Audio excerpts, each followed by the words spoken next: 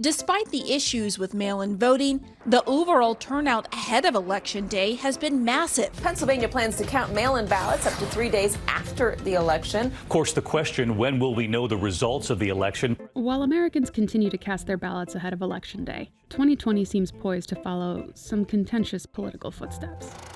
The 1860 election of first Republican President Abraham Lincoln wrote the book on bitter political outcomes. The four-way contest featured Lincoln, sitting VP John Breckinridge, Democrat Senator Stephen Douglas, and Senator John Bell of the new Constitutional Union Party.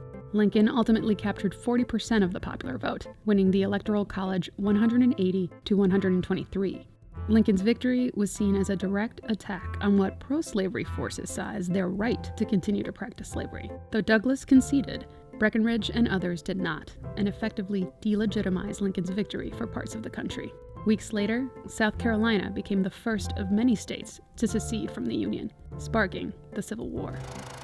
Fast forward to the election of 1876, between Republican Rutherford B Hayes and Democrat Samuel J. Tilden. The ugly campaign was full of insults, accusations of voter fraud, and suppression of black voters in the South. Hayes, who trailed Tilden by 20 Electoral College votes, was certain his opponent, who was just one electoral vote away from victory, had won. Electoral math proved a bit trickier, as Louisiana, South Carolina, and Florida were deemed too close to call. The resulting months-long confusion and turmoil culminated in the Compromise of 1877. The backdoor deal gave Hayes the presidency in exchange for the withdrawal of federal troops from the South, avoiding another civil war while effectively ending Reconstruction. 1948 was a bit lower stakes in comparison. There wasn't a lot of confidence that President Harry S. Truman could stave off Republican challenger Thomas E. Dewey. It wasn't just Dewey, who had narrowly lost to Franklin D. Roosevelt in 1944, that Truman was facing. He had to deal with opposition from newly formed segregationist Dixiecrats, Southern Democrats who opposed Truman's orders to integrate the military and his public support for other African-American civil rights. They backed South Carolina Governor Strom Thurmond for president. Despite a bleak outlook, Truman doggedly campaigned throughout the fall, eventually pulling off one of the most famous comebacks in political history. At the outset, the 2000 election didn't seem like it was headed towards controversy.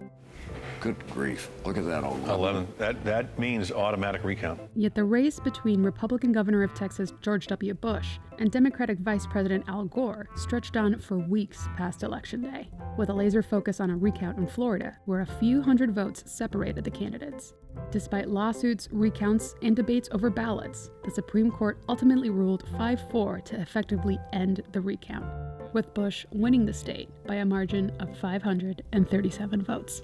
Almost a century and a half ago, Senator Stephen Douglas told Abraham Lincoln, who had just defeated him for the presidency, "Partisan feeling must yield to patriotism." I'm with you, Mr. President, and God bless you.